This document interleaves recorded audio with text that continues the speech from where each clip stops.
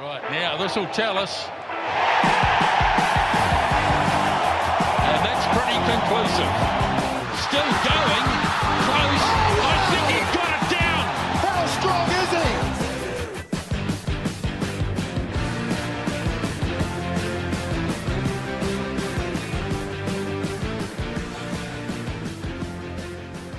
Welcome back to the Pick and Go podcast, your one-stop shop for all things rugby union and in particular Super Rugby, although we will be touching on the Six Nations today, just with the fantastic finish to that competition. As you can see, no Piri Weepu today. He said he was going to join us remotely from some Kalikiti tournament. So we'll wait and see if he does, but we do have a couple of good friends of the podcast from up north. I'll go to Jeff Wilson first. Goldie, welcome back in, mate. Morning. I'm assuming there's a time limit on this pod, though. So, I mean, Piri's got what? What sort of windows he got for us to... Has he got 60 minutes? Is that what we're talking? To beam in from wherever he is? 60 minutes, yeah. I can see the clock ticking down now, just like tick, tick, tick. Also joined from up north by our very good friend Steve Devine. Steve, not wearing the Moneymaker shirt today, so I'm guessing the weekend wasn't as successful as the last time we spoke. Yeah, mate, you sent me out the races, and you know as well as I could that nothing good came from that day, and we'll just leave it at that, I think. Very good. First of all, a shout out to all those rugby players who are having a birthday in or around today. It's the 18th of March here, the day after St. Patrick's Day. I believe it's Rico Ioane's birthday today. So big shout out to Rico. Hope you are having a great day. I think it's Jerry Stanley's birthday this week at some stage. Oh, Jeremy Stanley? Yeah. Oh. Is he still up around the Auckland area? Yeah. He's doing very well in his little surgery setup he's got going on up here. He's doing very, very well. Are we saying he's operated on one of my boys' knees? To be fair, is that right? Yeah. We're keeping him in his boat. There's no problem there. Dr. Jeremy Stanley. Is that what we're saying, Dr. Jeremy Stanley? Oh, absolutely, Dr. Jeremy Stanley, and deserves all the success. To be fair, he's worked blooming hard. Well, so for Rico Ioane though, will it be St. Paddy's Day now for him in Ireland? Yeah. Oh, mate. Yeah. Oh. Yeah. Although that means what a place to have your birthday. It's his birthday tomorrow in Ireland. So right. But so recovery day then. Exactly. Yeah. Same, but different up there, right, Jeff? Good call, Stevie. I've got to say, after work, I walked through the streets of Wellington to the bus stop, and it didn't look like there was a hell of a lot of St. Patrick's Day celebrations going on. I don't know what it was like up Auckland way, but it just seemed quiet for a St. Patrick's Day. Yeah, well, I was out. I had dinner on Ponsonby Road last night, and it was pretty quiet, to be honest. But there's not many Irish pubs on Ponsonby Road. There's a few scattered around Auckland that I'm sure would have had a few people in them. Yeah. Mate, I was at the Muriwai Golf Club yesterday, and they had some green balloons around and some streamers just for the people who are playing on the course. So they'd tried to get it. I think there'd been a couple who'd played early and were still there late. Had enjoyed the prices of a golf club. Maybe they've enjoyed those for a couple. Yeah. How'd you go? Won the match. Was a little bit ropey. 77 yesterday. So it started with a 7, so pretty happy. Nice. Right. As you know, we've done a Super Rugby Pacific draft over the last few weeks. And I want to be very clear here. I did not do this, so I have no influence over this. Lee, our producer, put all 4 of our teams into AI and asked AI. In fact, I will read out the question that he asked AI.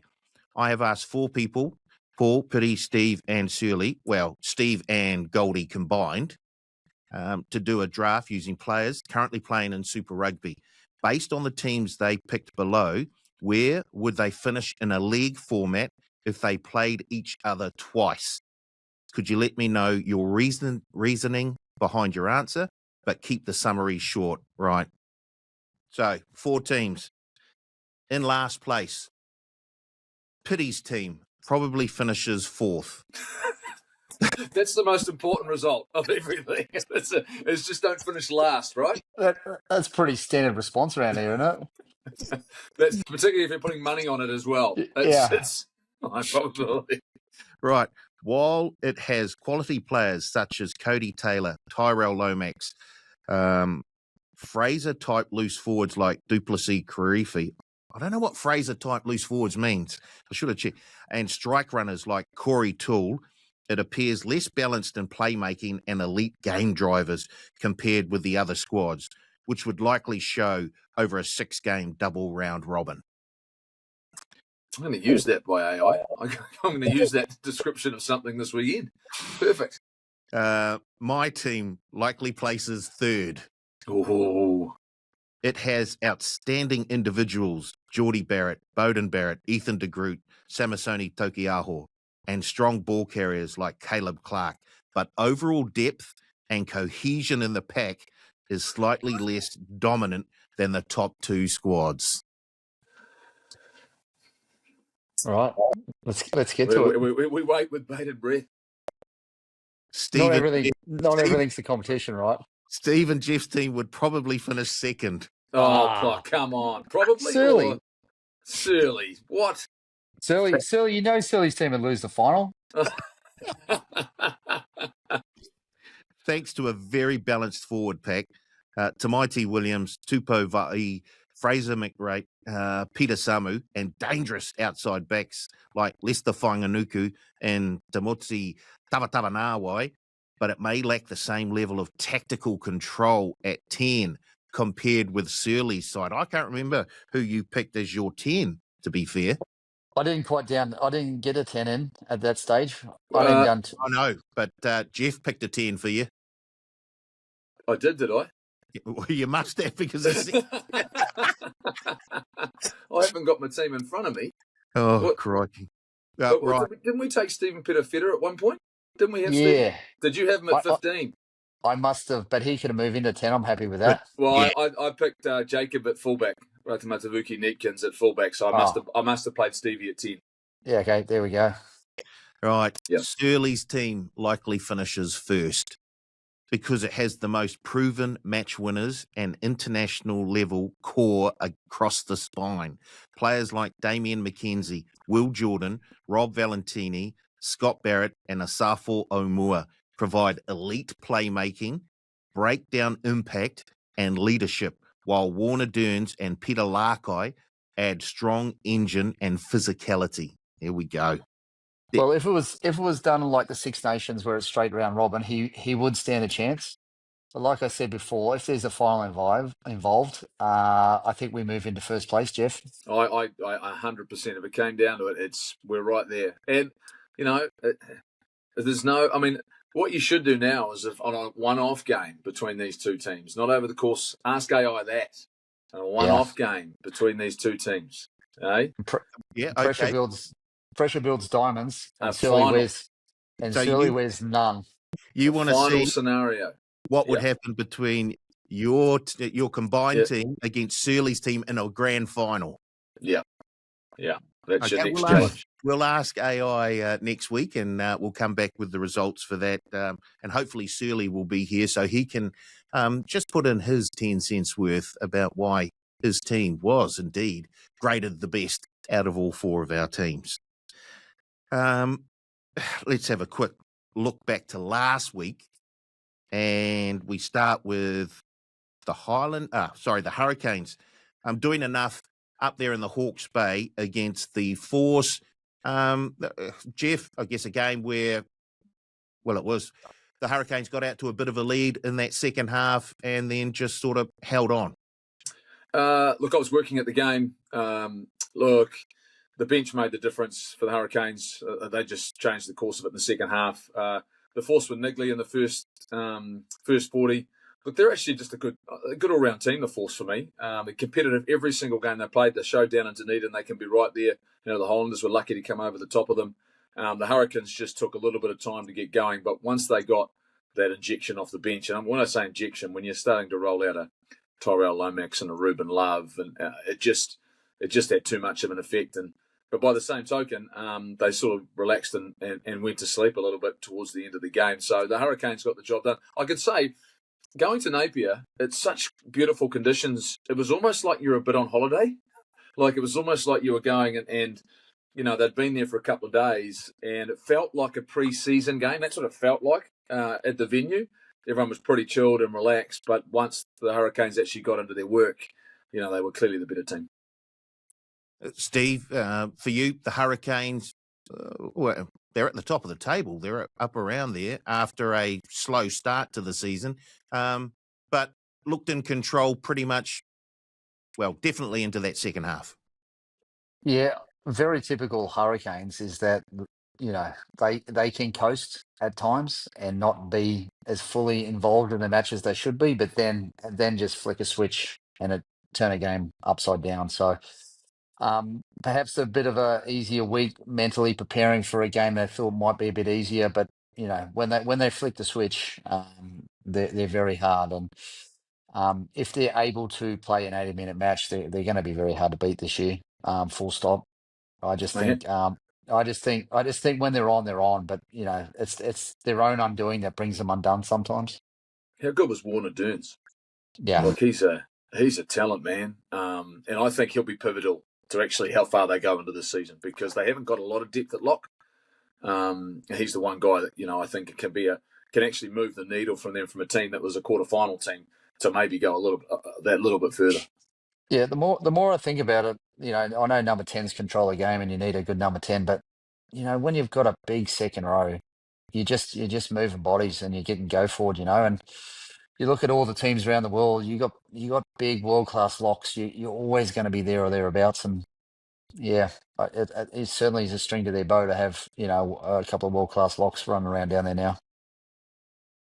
The first game on Saturday was across the Pacific and Fiji. And although Fiji, they're another team that started slowly in round one, but since then at home have shown, and that was a big, big win against the Brumbies, who have been flying high this season so far, Jeff. Yeah, for me, it was always, if you're in a punting sense, was a stay away, because you can't trust the draw, and you can't trust them. But the crazy thing is, it's amazing how dangerous they are in really bad conditions over there. Like they've still got the freedom to try. They still try and play when none of us would even consider trying to play. But that's the type of team that they are. When they beat the Hurricanes, it's the same way. Look, there's no doubt that if you're not right on top of your game when you go to Fiji, you can get caught out, and so many teams have got caught out. So in terms of the competition, that was massive, really, for them to get a win, to get that second win, and give them some real confidence, and it knocks the Brumbies back a spot, which is pretty pivotal for everybody else who's chasing. Because I really thought the Brumbies were, I still think they're the best of the Australian teams, but that one certainly hurts. Steve, do you think because Fijian players grow up over there in those conditions and get used to throwing the ball around, regardless of whether they're playing in a bog, the rain's howling down, it suits them more than it suits the visiting team? Yeah, listen, I just think the Fijians over there are playing for their people, and they just turn up and deliver. You cannot. They want you to throw the ball around and try and play expansive rugby, regardless of. That's what they want, and if you give them that, you're in for a very tough day. I think the only team who hasn't lost over there is the Blues, and the two games they have played, they have been very, very structured. Make it all around set piece. I'm not saying that the Fijis can't compete, but they want to play that open, free-flowing game, and that's where you get sucked in over there. You've just got to keep it structured, no more than 3 phases, scrums and lineouts, and you sort of almost got to bore them to death. Let's move on. The next game on Saturday was the big Southern Derby, Jeff, and the Crusaders in the end were just a wee bit better than the Highlanders on the day, and that man, Will Jordan, who was very well backed by punters to score a try and also to score the first try of the game. So it was a great start for Will Jordan backers. And I guess it just shows how much they missed Will Jordan the week before. Yeah, absolutely.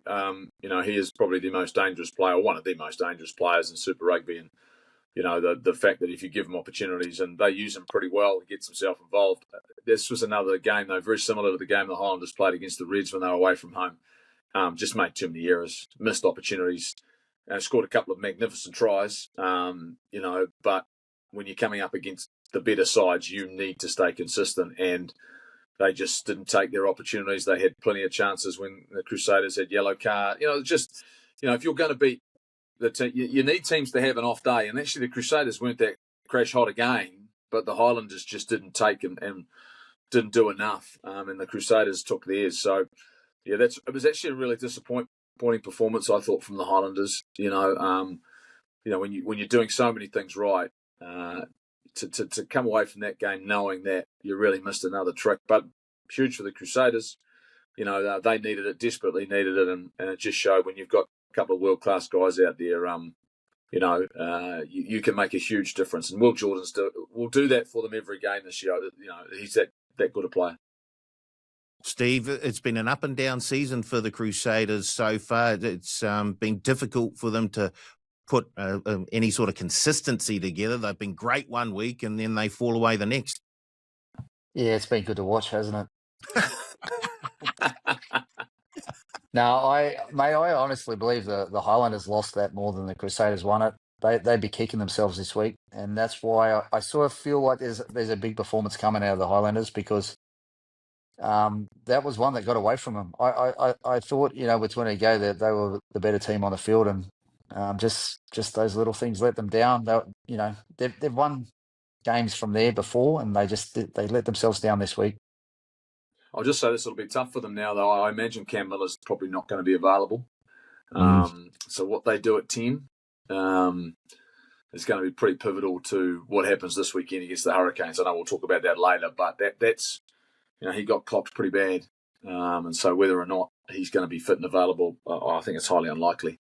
So 2 teams without a 10, although Love's coming back. Ruben, I think Ruben Love will start this week at 10, and they'll start that process, and Harkin will go back to fullback. Right, the derby across the Tasman, the Reds taking on the Waratahs, and Jeff, Waratahs denied a certain try, and that was the difference in the game for mine. Certain try, yeah. It's a tough one, isn't it? You feel for any TMO when you get when you're talking about blades of grass, and you do get the sense that had the Waratahs scored that try, they might have felt a lot more comfortable, had a lot more confidence. But the Reds didn't go away. Really like what Carter Gordon's starting to show for them. To me, the Reds are a team that are very, very dangerous, particularly with their loose forward trio. So, there'll be disappointment, I think, from the Waratahs. Once again, another team that missed an opportunity. But for the Reds, pretty important win. Steve, speaking of number 10s, and Jeff just mentioned Carter Gordon, he's really starting to grow into that position and looking very, very dangerous. Yeah, he's had a year away getting fit in another code and's come back, and he is looking dangerous. Both those Aussie teams, they're well, on their day, they are very hard to beat. I find New South Wales can get into the same sort of dysfunctional. They can be very, very good, or they can be very, very bad. And sometimes I just feel it's them throwing the game away more though than the other team winning. And for me, Waratahs on their day, they're a top contender, but they just have these lulls in a match where they just play horrific rugby and just bleed points. And the defence, Stevie, all of a sudden they just go to a point where they lose all their connection defensively, and there are gaps everywhere, and it'll be for like a 10-15 minute period, and you go, well, where's it gone? I don't understand that. Yeah, there's a real leadership issue there, I think, Jeff. I've looked at it. It's been multiple years now. They when they're on, they will beat anyone, but then they just go into their shell and they're just woeful, and they bleed points and let teams back in. And and it's just costing them. You can't do that at this level, and so he's hoping to it happens for 80 minutes this weekend of dysfunctional rugby. Gee, sounds like an episode out of maths. Final game of last weekend. Who's cheating on who? Yeah. Mate, how would you even know to describe that? Oh, if you're talking dysfunctional, you're talking maths big time. Jeepers creepers. I don't know how they do it. They just... Well, I think the whole pretense of the show, let's be honest. I mean, seriously, come on. It's always going to end up like that. Yeah, Come on. yes, it should be called DAFs, divorced at first sight, crikey. Final game of the round, and it was sort of a derby, an Auckland derby, the Blues up against Moana Pacifica. And this seems to be a recurring theme for Moana Pacifica. They can usually stick with a team for 40, 50 minutes, maybe 60, and then they just don't have the depth that the other teams have. You mentioned the depth of the Hurricanes earlier, Jeff, and the impact that they got off the bench. Well, Moana Pacifica just don't seem to have that depth, and they sort of pay for it in that final 20 minutes of a game. Hard to play with 14 men as well, though. For long periods of time, and then that'll gas you in the second half. And there's no doubt they haven't quite got the depth they've had in previous years. But, I mean, this was actually a dour struggle. The sort of Blues just sort of, they only really were doing enough, got really confrontational. It was a game that, pretty much it was a one-up runner fest other than a couple of line breaks. You have to say Moana were, by the letter of the law, you would say they had a couple of tries disallowed, but maybe a little bit unfortunate that maybe one of those didn't stand, and whether or not it was they could have been stopped. The Dalton Papali'i 1 year, he grabbed him, but the position, I get it. But then Tana Rumanga said it after the game. They just got to show a bit of resilience, when things don't go their way, because they were in the game, right? What was it, 15-7? 3 unconverted tries. They're right there, but in the second half, whether or not the fact that toll of the work that they had to do in the first half caught up on them, don't know, Steve. But I just thought for me, the Blues then just did what they needed to do, got out with their bonus point. But I don't see it getting any easier this weekend. Moana Pacifica got the Crusaders at home, so the season's going to get really hard really quickly. Got 3 derbies at home back to back, so that'll be tough. Yeah, Steve, the Blues, possibly the scoreline flattered them in the end, but they'll be happy to get out of that with another W. Yeah, listen, they were upset with their performance against Moana at the end of last year, where they lost their first match to them. Little brother versus big brother. It's always competitive for 60 minutes or so, and then generally big brother comes out on top. And the Moana team, I feel, are just missing something from last year, which is pretty obvious. And they just, again, based around leadership, they just get themselves in a position, but not quite good enough to finish off. Right, let's move on. And we're going to move to another competition now, the Six Nations. Of course, that was just completed over the weekend. And Ireland did the business against Scotland to put themselves in with a chance of winning the Six Nations. And then we had the France-England game. I mean, if we look at that game not in isolation, but if we have a look at that game, I've got a question for both of you. Was that the greatest game of rugby union ever played, with everything that was going on around it, what was on the line? England could have stopped France from picking up the Six Nations. There were, 13 tries scored, 90-plus points, a penalty in the 82nd or 83rd minute to win the game. Jeff, was it the greatest game? Well, I'm never going to admit that, am I? The Six Nations game, the greatest game ever played. But it was no doubt it's been an outstanding competition, and it was an outstanding weekend. It was a big weekend. Wales won a game of rugby as well. Can't forget that. Like they celebrated like they'd won everything. The Italians were still drunk from last week. Yeah, I get that. I hear that. It was very much like every time Argentina wins a big game, right? They've got no chance of backing up. But that's fine. Look, I think it would still be fair to say that France, they had a hiccup against Scotland, and Scotland, I thought had a really great campaign as well. Greatest game ever. It's not a World Cup final, and we've had one-score World Cup finals, multiples for most of those. I think there's probably only been one in 15 where it sort of hasn't been in the balance right towards the end. So to say it's the greatest game, the interesting part, and I saw a piece by Eddie Jones. His question mark is has this Six Nations almost indicated the way rugby is trying to go? I mean, what are we seeing? 50-40. Like we've seen a lot. 80 or 90 point games. That's not normal in Six Nations. Now, there's been a lot of other lower scores during the course of the tournament, but over the final weekend, was it circumstances, teams chasing bonus points? That's why I would say, no, I don't think it's the greatest game, because in a World Cup final, there are no bonus points. It is pure and simply you're playing to be the best in the world. So for me, you could see teams were chasing those. So I think, great weekend, great contest. I'm relieved that England didn't win. I'm relieved that Ireland didn't win the whole thing.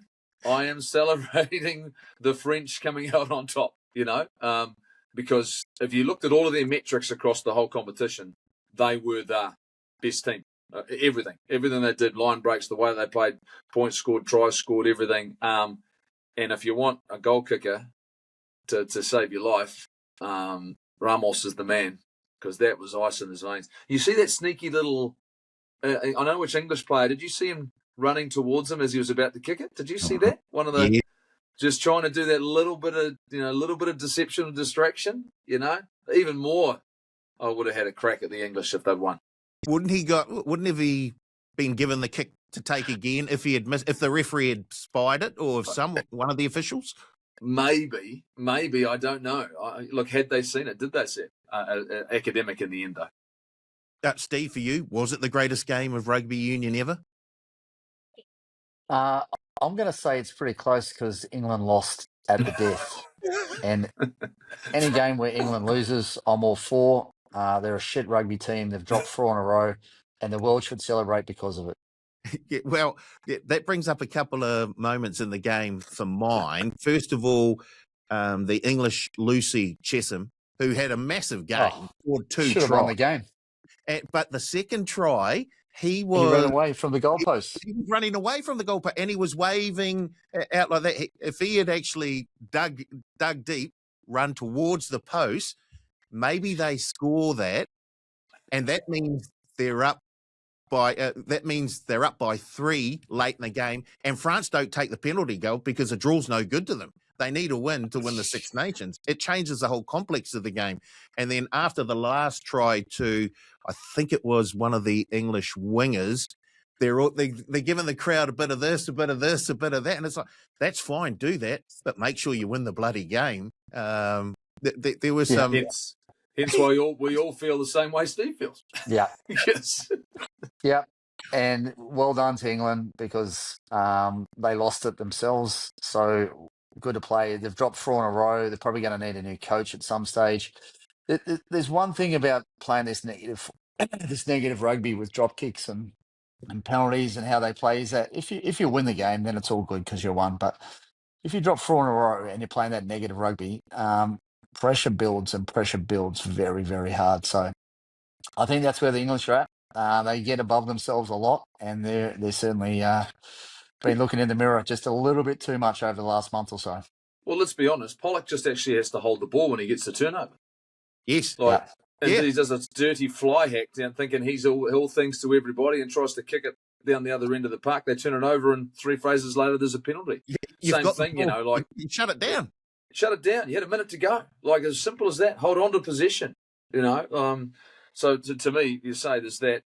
I mean, I was furious when the guy doesn't try and get close to the post. I remember the reason when I was on the wing, because I was originally a goal kicker, is I knew how shit it was when guys didn't try and get it closer to get the angle to make it easier, because particularly you're talking about the biggest game of the year, and it's not hard. You put the hammer down and you get the angle as much as you can, and every metre you make closer just makes it that little bit easier, and so they got everything that they deserved.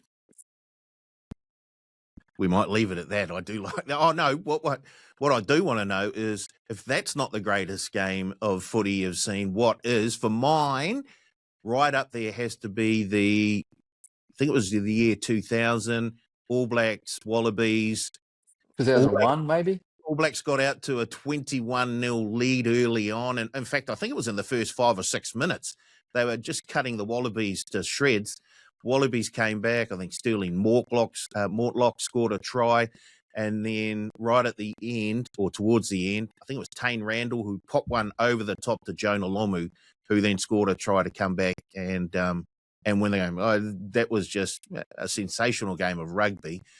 You can look at World Cup finals like Jeff has mentioned, and there are a number there that you could throw in. But yeah, I just thought that game between the Wallabies and All Blacks in 2000 was sensational. Yeah, I look at consequence, and I think at the highest level, and I know that that's still just a Bledisloe Cup game. Mm-hmm. You know, I mean, I've actually written down a game I was sitting on the sideline watching the end of, and that's the '95 World Cup final when it goes to extra time. Mate, it was an unbelievable. Now we know circumstances, but in terms of, you know, a drop goal, you know, there's no doubt you could look at the same with Johnny Wilkinson. You know, England beating Australia. You know, that's to win it's the highest accolade is winning a Rugby World Cup, right? And so for me, I mean, I remember the '95 final and how intense it was. I mean, I was pretty crook on the sideline watching the finish of it, but it's going down to the very end. 8-7 at Eden Park. You know, I was there for that. You know, you're going, the quality of the rugby, man, because it's an arm wrestle, and when the pressure is at its highest. You know, and that's to me is where the bar sits. I mean, so that's why I separate World Cup finals out from a contest like we've seen the Six Nations or Bledisloe Cup, because, like you say, back and forward, but in the end, it's not there's once every 4 years this is played for. You know. Yeah, I didn't want to mention '95. It's 31 years ago. If I haven't got over it by now, I've got some issues. No, Jeff, no, yeah. I haven't got over it. I've got issues then. Mate, I could go with multiples. If I can't let one thing go, I can't let a lot. So, I mean, I've had to move on, you know? Steve? So, listen, I think you could put any of the quarterfinals and semi-finals down at the Rugby World Cup as the greatest games. There's some amazing matches. That Ireland game, right? All Black Ireland, South Africa, France. Yeah, how good was that? Yeah, they were all. Yeah, you know, probably not the spectacle that we like seeing down here, but just because, like Jeff said, the pressure does strange things to some people, and in that cauldron of a World Cup semi-finals and quarterfinals, it was pretty spectacular sort of watching. So yeah, listen, there's many we could talk about, multiple. You know, Blues win Super Rugby final 2003 was pretty special. You know, all the good games like that, where the good guys, the good guys beat up on the bad guys. All right, we better move on to another section of the podcast, and it's trading places, where we look at any rugby player, past or present, who we might think would go well in another occupation. This time, I want you to name me a rugby player or rugby players who you think may have made a great Mātai, a Samoan chief.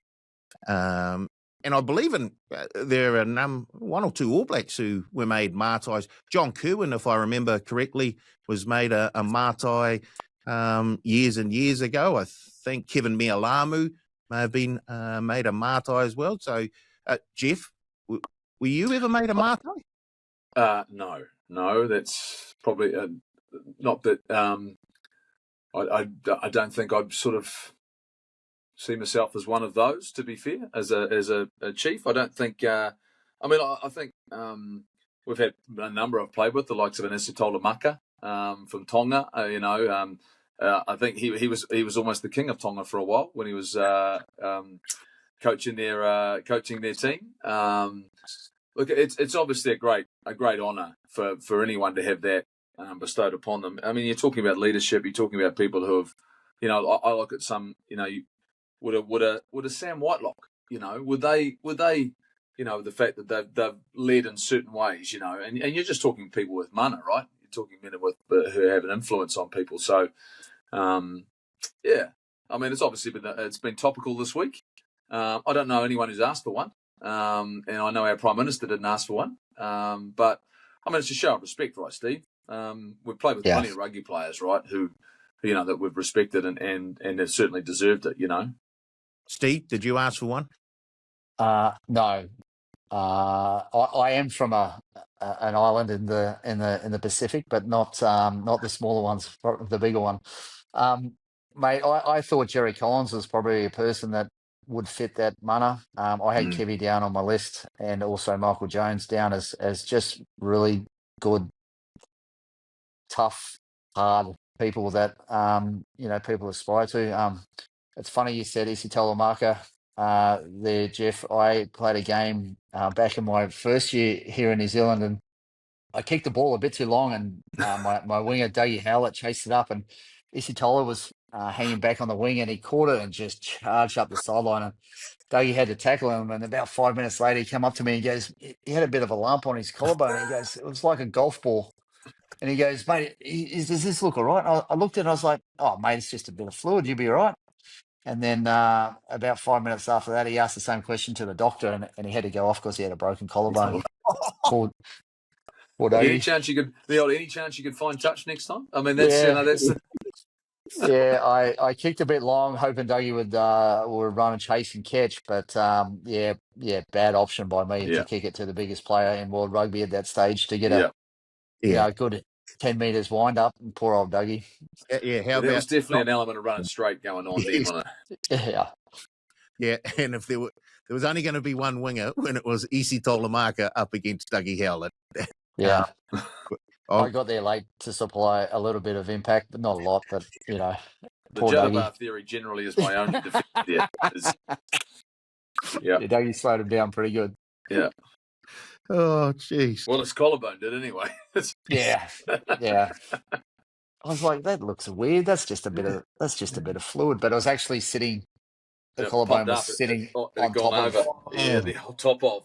Yeah. It's like, should be right, Doug. Just worked on your tackle technique, maybe. Just, shoulder first. His fault. Yeah, it was Doug's fault. His pretty hair got in the way. Was he an earlier version of Dallin Watney Zalesniak sort of thing? Oh, he loved his hair. 1999, we won the NPC for Auckland. We went to a bar for Mad Monday celebrations, and everyone had their head shaved. And Dougie ran away. No, not. Did he get out of there? Not happening. He didn't get. No one could catch him. He was off. He's gone. Never to be seen until next year. Fantastic. Right, let's move on to this week's action in Super Rugby Pacific. The first game up is your Highlanders, Jeff, and they are significant outsiders against the Hurricanes this weekend. The Highlanders are $2.90, Hurricanes $1.40. They're 6.5 point underdogs at home. The Highlanders, the game total set at 56.5. If we look at this matchup, why are the Highlanders such significant outsiders at home? Well, they've lost some momentum, the Highlanders, in their season, and the Hurricanes have shown that they're dangerous. And I think that Ruben Love coming back changes a lot of things for the Hurricanes, particularly in terms of depth. But, their first-string squad, and I'll be interested to see if Tyrell Lomax, who came on and then just rolled his ankle, whether or not he's playing this week could be significant for their forward pack. But I think the Hurricanes have shown that they've got a depth in their squad. The Highlanders don't quite have the same depth. Highlanders have had to roll out the same guys. But Stevie mentioned the fact that the Highlanders, might have something in them, and I think if they get things and they do things right, I think a lot of it will come down to who's playing at 10. But for me, at home, they've shown really good signs. I think they'll look at the Hurricanes and go, you know what, we match up pretty well against them, and you can't argue with the danger of a Tavatava Nawai, Tangatau. Jonah Nareki didn't have his best game on the weekend. The back line's actually functioning pretty well, pretty dangerously, So I don't think they fear the Hurricanes, and I don't think it's a fair reflection of how close this game will be. Steve, do you agree with the bookies making the Highlanders such big outsiders at home? Listen, like we spoke about, the Hurricanes, when they're on, they are on. sometimes it's themselves that don't turn up when they're not on. So I look at the Highlanders, they're down and out. They're, why, when you write them off, that's when they're at their best, the Highlanders, and Jamie's involved. I just think you're going to see a tough performance from the Highlanders this week. And at home, Hurricanes maybe getting a little bit ahead of themselves at times, not playing full 80 minutes. I think I'm surprised it's that far apart. And in fact, I've actually picked them when we get into it for point start, because I think at 6.5 points head start to the Highlanders is a pretty good bet. Let's move on to the second game on Friday night, and it's the Brumbies who return from Fiji back to Canberra to take on the Chiefs. The Brumbies are once again outsiders at home, $2.90. The Chiefs are $1.40.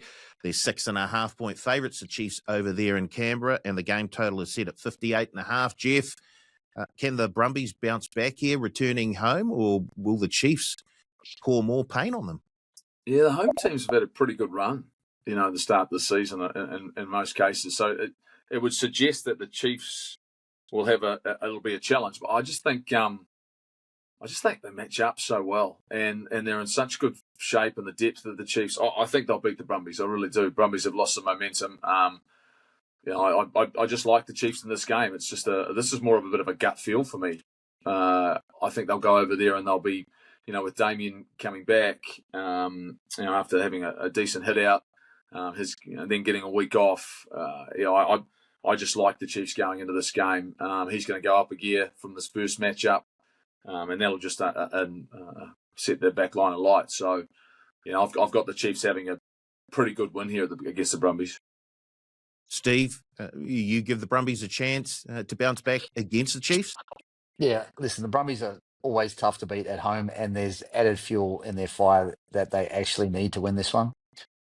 I'm a big believer in passion, and I just know having a couple of losses that there's a chance that the Brumbies put on the performance of the year this weekend. Ooh. So I know the Brumbies will be desperate, I guess, is what I'm saying. I'm not so sure the Chiefs will be so desperate, and a hard place to travel to. So I think Brumbies at 290 is not a bad little nab.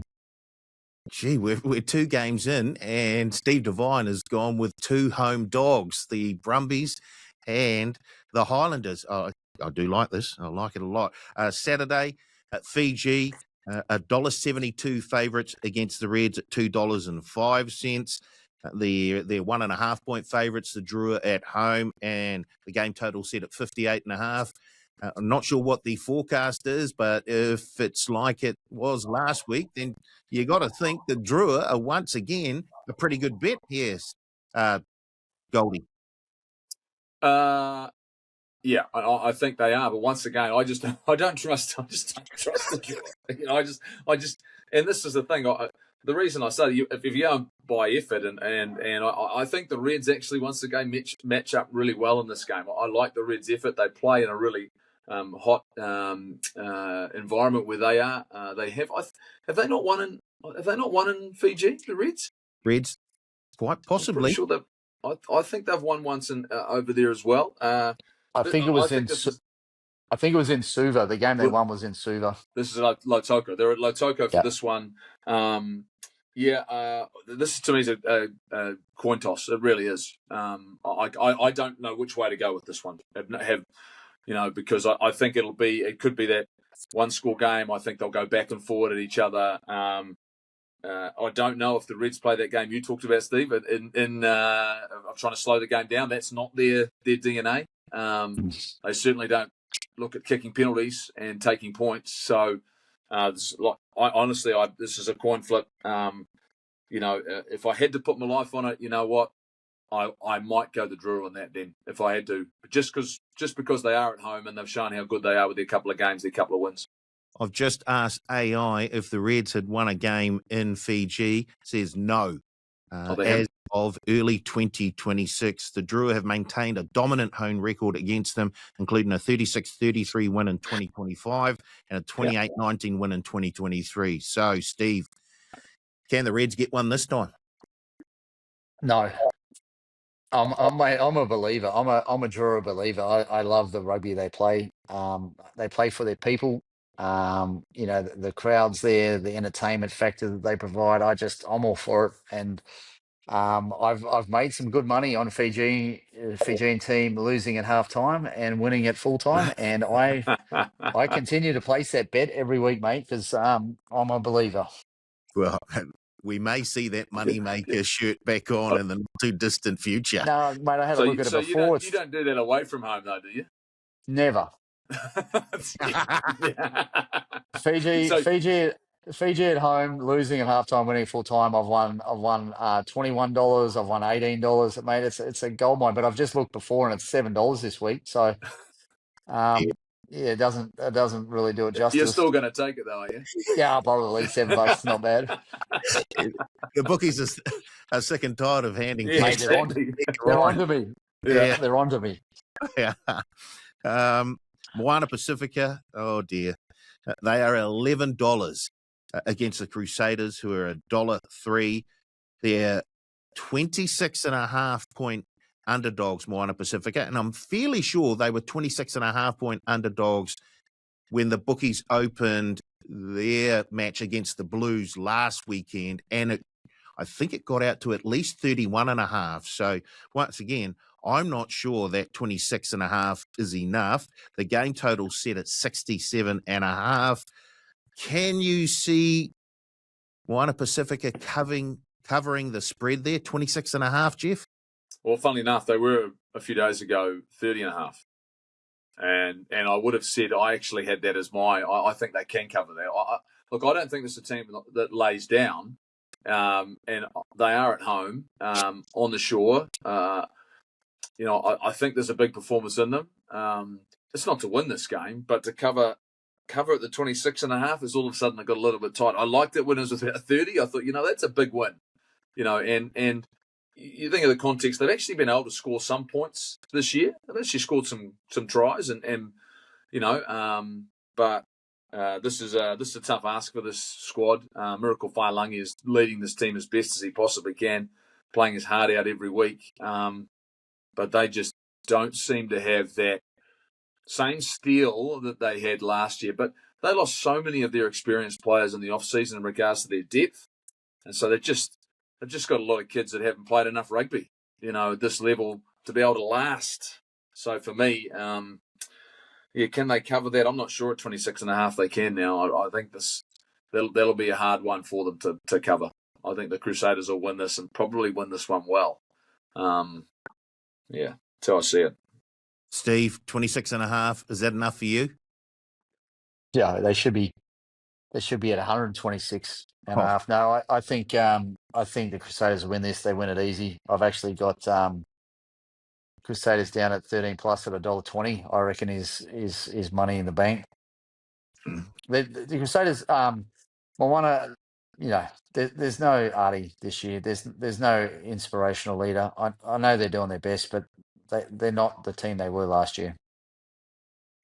Final game of the round, and the Blues are travelling across the ditch to take on the Waratahs. Once again, we have a home underdog. The Waratahs, $2.70. The Blues are $1.40. They are 5.5-point underdogs at home, the Waratahs. The game total is set at 55.5. Jeff, can the Waratahs put a fight up against against the Blues? No, I think the Blues are really gaining some momentum. I really do. I think that I like the way they've shown some real resilience, given the fact they've lost a few props. They lost a couple of key props, and those young guys are coming on doing a job. So I think they'll play a different game this weekend. They've got some depth and positions, and I like Peter Aki's added some steel in their midfield. Xavier Taeli showed some real. He showed some toughness as well, like his talent. You can't argue with what they've got on the outsides. I think, Sullivan will come back to fullback for this game. I thought he started the season really well. I think the Blues are travelling quite nicely. They went in with a certain game plan against Moana Pacifica, and they played that to get the result. I think they'll be a little bit more expensive, and they'll need to start building on their game, and Bowden will be sharper again, I think, going into this one. So I've got the Blues winning this game, and the Waratahs for me are on a slippery slope with where their form is and how inconsistent they've been so far. So I've got the Blues winning this and winning it comfortably. Steve, which blue team do you like here? Yeah, listen, Bodie Barrett the last couple of weeks has been phenomenal. Just leading. It's really about leadership for the Blues. If you put those young boys in a position with a cool head around them, telling them what to do, I think they play pretty good rugby. And him being back is, they've actually done that the last couple of weeks. I think they'll be too big up front for the Waratahs. And at 13 plus at $2.90, I think that is probably the dabble of the weekend. Oh, Man, we put together some of your picks. You're going. You don't need to put much on. No, I don't. I love some of you. Mate, I'm listening to you tight here, and I'm thinking to myself, I'm just going to multi these up, put a fiver on, and we're in the thousands. It's gold. Before you put that multi on, Jeff, let me tell you, my best bet of the weekend is Blues 11 to 20 point win margin at $4. Hey, you keep that in your pocket, Steve. We're getting to the betting very. Sorry, mate. I get excited about these prices. As Jeff said, if we just a little Steve multi together. I tell you what, mate, my horse is running Golden Slipper Day at Rose Hill. It'll be in the first race in the benchmark, but first midway in the first race, Cosmic Avenger. Mate, just chuck him in for a little place, I reckon. He won't be short odds. 2 good wins, and let me tell you, he'd be a great little multi for maybe top 4. Well, there we go. That's the first time ever I think we've had a thoroughbred tip on the pick and go. But Rose Hill this Saturday, Golden Day, race 1, Cosmic Avenger, tipped out by Steve Devine, part owner. Yeah. Listen, like a lot of the people down there in Christchurch, he's been gelded. So that's the link we have. Oh, the views shared by Steve Devine are not necessarily shared or endorsed by the DAP. I just like our friends down in Christchurch to know that. Okay, that's 2 weeks in a row. I've heard that disclosure, Paulie. Right. Before we get to a bit of betting, I've got one more question for you guys. Look, over the last few days, we've seen a number of younger athletes performing on the world stage at a very, very high level. Was it Antonelli winning the Chinese Grand Prix? We had Max Dowman coming in off the bench for Arsenal and scoring a goal in the English Premier League, becoming the youngest player to score a goal in the English Premier League, I think. So I just wanted to, if you guys could think of a great performance by a young rugby player. And I know earlier Jeff brought up that he used to kick goals. So I thought I'd bring up Jeff Wilson and his test debut for the All Blacks. I think it was against Scotland. I think he got a hat-trick that day, Jeff. Against Scotland? Yeah. I picked up a few. Your first test match. Mate, to be fair, it was Scotland. Mate, they almost won the Six Nations. Yeah, not 20 years ago they didn't. 30 years ago. 30 years. You're a decade short, son. You're a decade short. 30 years ago, 30 years ago they wouldn't have won the club rugby match. Because I've got my young rugby, and this is interesting. I did some research, looking at young All Blacks, right? Yep. And this guy I'm going to mention could have been a guy that could have actually stopped me being an All Black as early as I was. And it's a guy by the name of Jason Goldsmith. And Jason Goldsmith, Waikato. he played 24 games for Waikato at 18 and 19, right? Yep. But he was 19 in 1988 when he went on tour with the All Blacks to Australia and played. He was only 19 years old and he played 8 tour matches but didn't play a test match. This guy was a talent, unbelievable talent. And then he shattered his leg and then never came back the same. Played for another couple of years, but he would have been 23, I think, when I started playing for the All Blacks, and he was well and truly so I was thinking about All Blacks in particular, young guys, and obviously everyone knows Jonah's start, in 1994, but Jason Goldsmith, like in the All Black jersey, and you go way back, there was a lot of young ones, but there probably hasn't been. I mean, how old was Rico when he got his first game? He was pretty young, right? What, 21? Was he 21? 2021? So, but for me, Jason Goldsmith, people will remember Jason and the disappointment of when he got injured. But yeah, that was my young All Black. Could have been anything and could have kept me out of the All Blacks for a number of years, but based on what his talent level was. Well, I guess the Black Caps would have gone, yeah, thank you very much. Oh, no, Australia would have taken care of me and we'd been fine. that would eventually got me Australia. No, but mate, Jason Goldsmith, that was mine. Steve? But I actually had I know he hasn't been an All Black yet, but I had Dylan Pledger down. Oh yeah, nice. I really Probably think should be an All Black. Yeah, there would have been a lot of coaches that would have taken him away at the end of last year, and I just think, I think the NPC form he had last year was phenomenal for a young kid who essentially was his first year at professional rugby, or semi professional, and yeah, I have absolutely devastated when I heard he did an ACL in pre-season, and I've if he can ever again produce the form he showed at the end of last year during NPC, I know it's a different level, but he is a class footy player, and I really look forward to seeing him run around. Hopefully, the back end of this year, if not Super Rugby next year. So, yeah, it's a great shout, mate. I mean, because what you're talking about there for me is it's not actually the level he's playing at; it's the ability he showed, right? Like week in, week out as a 20-year-old in that competition, I was, he ran, he kicked, he passed, he tackled.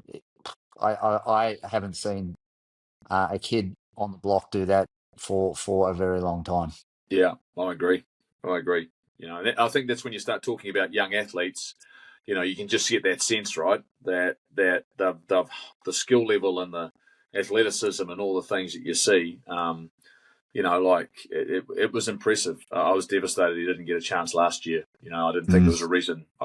There was no logical reason for him not to have gone to the next level.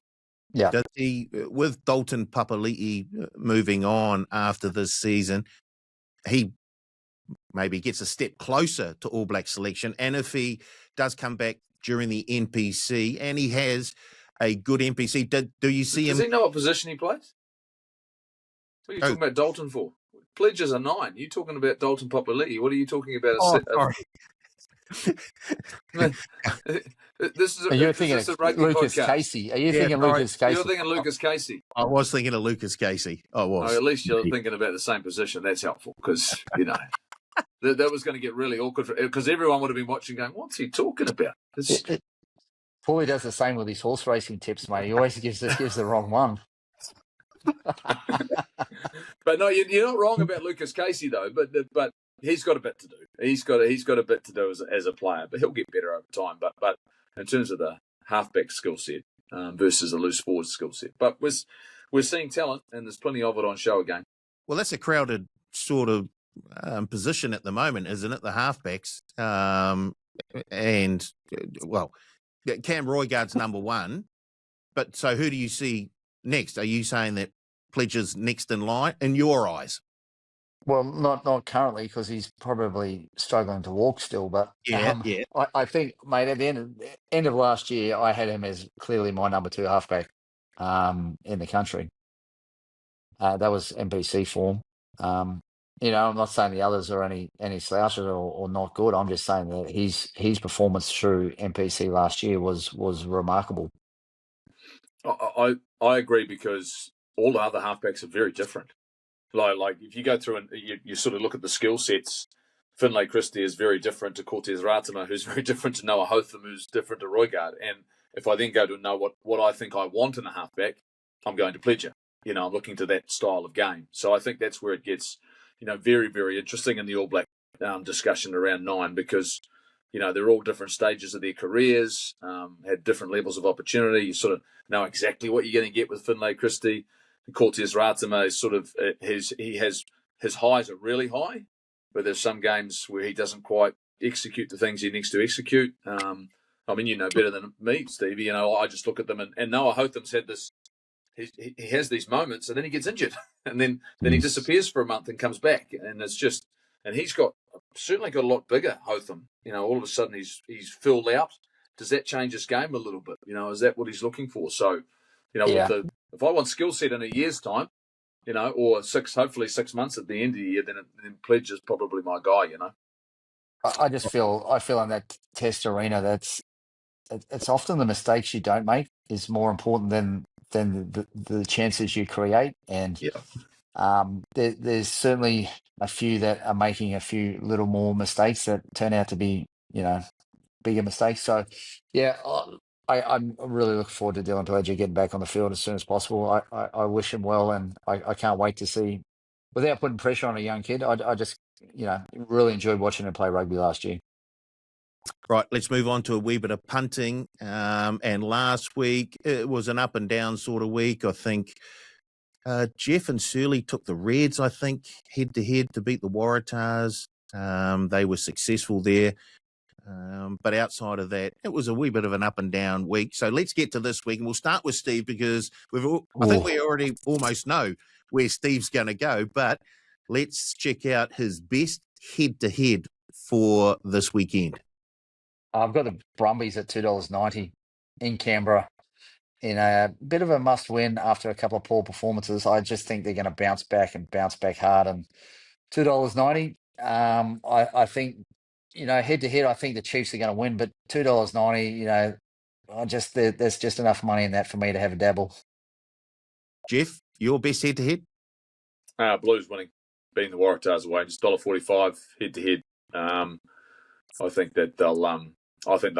I'm just confident in the way they're going, the way they're playing. I like to look at their squad right now, so I've got them winning at just $1.45. Wow. I was going to take the Blues, but because Jeff's taken the Blues, I'll head somewhere else. I'll go across to Fiji, and I'll take the Drua to keep that winning record in Fiji against the Reds going. So $1.72 on the Drua to beat the Reds. Steve, your best point start or line? I think because I think the Highlanders are gonna get the victory because I think they just need to. So the Highlanders, it's going to be tight either way. I feel so. Highlanders at 6.5 points head start. I was deciding 26.5 for the Crusaders. I think they'll do that as well, but I think the Highlanders at plus 6.5 points. Nice, Jeff. I'll take your Crusaders one then. Did I get you there, Paulie? Did I? Perfect. If I got you, no, because I was going to go the Highlanders 6.5. I think that was generous. I think they'll be right there. But I think the Crusaders, will come over the top of Moana, and they'll put a really strong squad out there, and they'll want to keep rolling. They'll want to get some momentum in their season. So I've got the Crusaders covering theirs. The two lines that I liked were the Highlanders plus 6.5 and the Crusaders minus 26.5. So I'll go somewhere else, and I'll go with the Blues to cover across in Sydney minus 5.5. Blues minus 5.5. Steve, your best winning team and margin? I'm going to go. The Blues 13 plus $2.90. Nice, yeah. Jeff, and also, Paulie, was a little wee ander. Yeah, and just chuck in Blues to win between 11 and 20 points at $4. Super. So where are you going to go then, Jeff? I got Chiefs 1 to 12 at $2.60. 2.60. I'll take the shorts. I'll take the Crusaders 13 and over at $1.20. I think that's, as Steve said, pretty safe bet, as safe as bets can be. Right, let's go anytime try scorer, and teams haven't been named yet, but Steve, who do you like? I've done pretty well on this as well. I'm on Sam Darry. I just think up front he's becoming a bit of a ball carrier for the Blues, which I like. I just think the Blues are good at rumbling when they get in the 22. They don't like to go too far. I think Darry's my man this week. I think that's going to be one of the more highly contested positions in New Zealand rugby this year if everyone's healthy. I really think that when you start talking about the way Sam Darry's playing, I mean, Scott Barrett's going to be in the picture, Tupou Vai's going to be in the picture, Fabian Holland's going to return around the Springbok stuff. Mate, I like that bet. I think Sam Darry is playing some outstanding rugby. I'm going to go, this is Jock Campbell for the Reds. Fullback. Yeah, the fullback for the Reds. And I know conditions might be against him, but this guy's got a big engine, and I think he's got speed. And I think once it's broken, and it can be a sort of game that there's not a lot of, quite often there's not a lot of cover defence in some of these when you break. Not a lot of breaks happen, but when they break, I think Jock Campbell, I think you'll get good money on him. I didn't realise, I think he's 30 years old. He's a bit older than I thought he was. But I think he's a good footballer.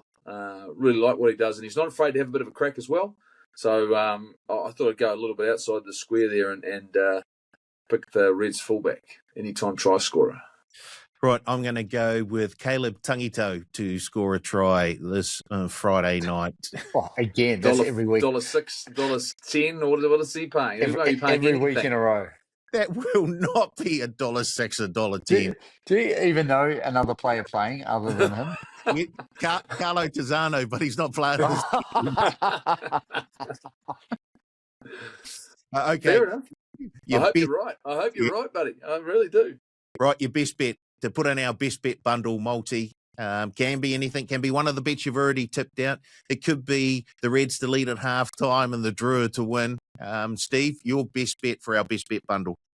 Yeah, Blues to win between 11 and 20 points at $4, multied into Cosmic Avenger running around in the first at Rosehill on Saturday to finish top 4. Thank you, ladies and gentlemen.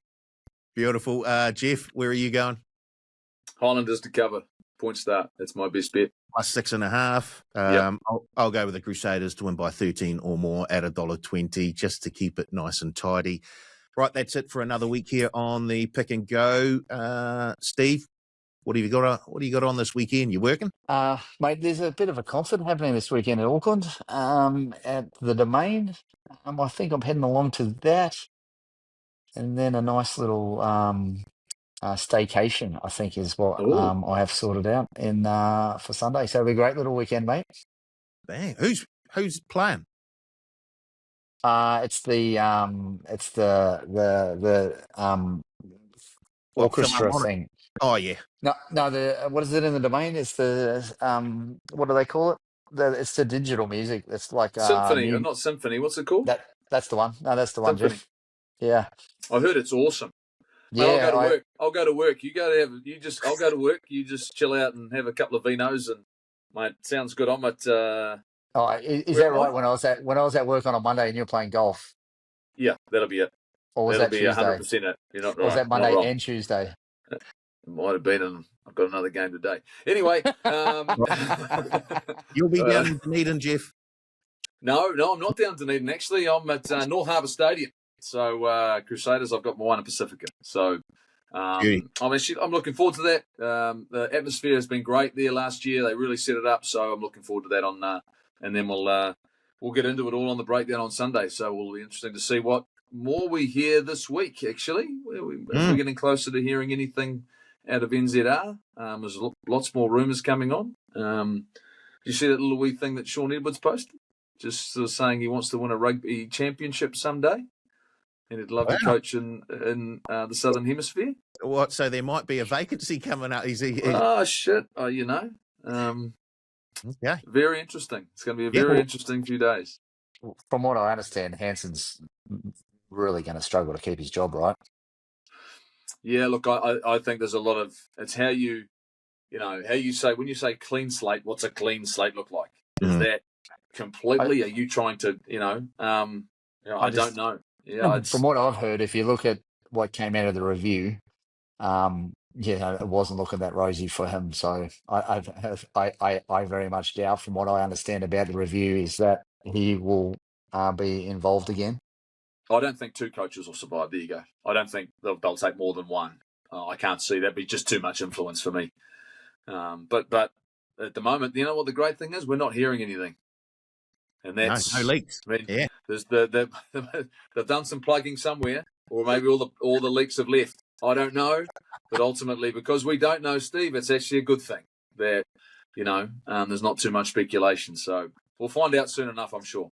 Righty ho! Thank you to my two guests, Steve Devine and Jeff Wilson. And we may not make it. Terry didn't make it. I can't believe it. What a shocker! We should have got someone on that. Paulie was on it at $1. We'll have a chat about that and other things next week, rugby related, on the Pick and Go.